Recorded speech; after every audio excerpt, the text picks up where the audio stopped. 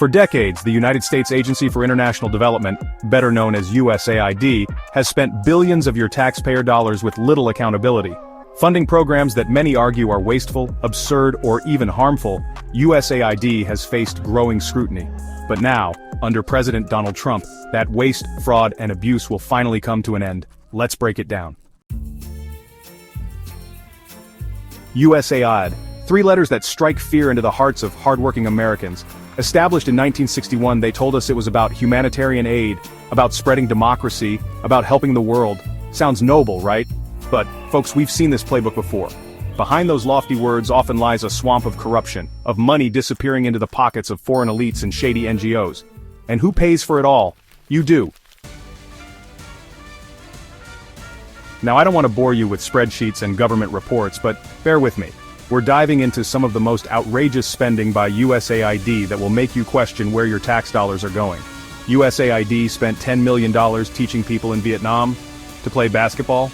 Yes, you heard that right.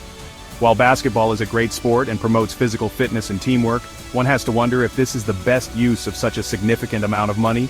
Could these funds have been better allocated to more pressing needs? Basketball, folks. Meanwhile, our veterans are sleeping on the streets. These are men and women who have served our country and yet they are left without basic necessities. It's a stark contrast that raises serious questions about our priorities. They blew through another $47 million on a gender equality program in Afghanistan. While promoting gender equality is undoubtedly important, the effectiveness of such programs in a country with deeply entrenched cultural norms is debatable. Are these initiatives truly making a difference, or are they just a way to spend money? Afghanistan. A country where, last I checked, the Taliban doesn't exactly embrace modern feminism. The harsh reality is that many of these programs face significant resistance and may not achieve their intended outcomes. It's a complex issue that requires more than just throwing money at the problem. And the hits just keep on coming. We're talking about millions for luxury hotels, for conferences in exotic locations. These expenditures raise eyebrows and make one wonder about the accountability and oversight of such spending. Are these conferences truly necessary, or are they just an excuse for a lavish getaway? For studies that read like they were written by a high school student. The quality of some of these reports is questionable at best, and it makes you wonder about the expertise and diligence of those involved. It's a frustrating situation that calls for greater scrutiny and transparency in how these funds are used. Chapter 3.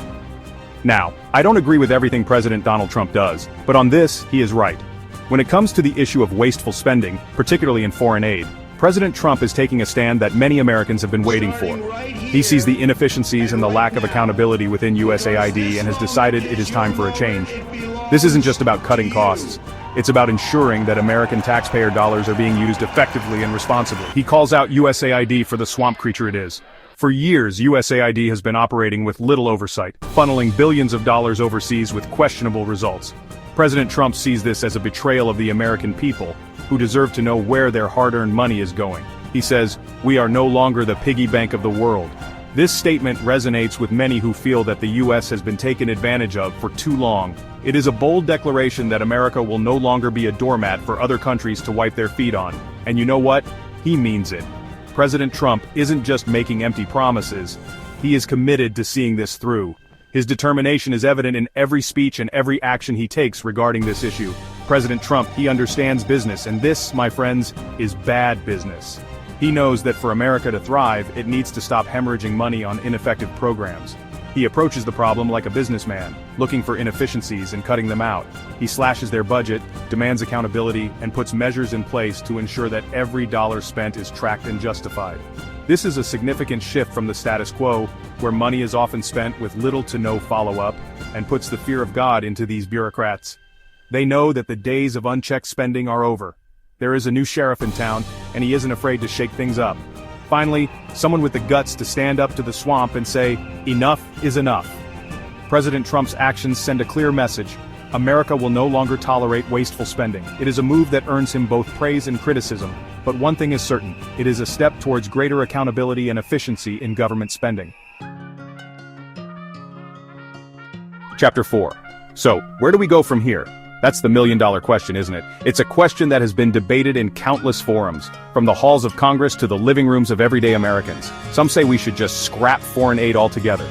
Put America first. They argue that every dollar spent overseas is a dollar not spent on our own soil, on our own people.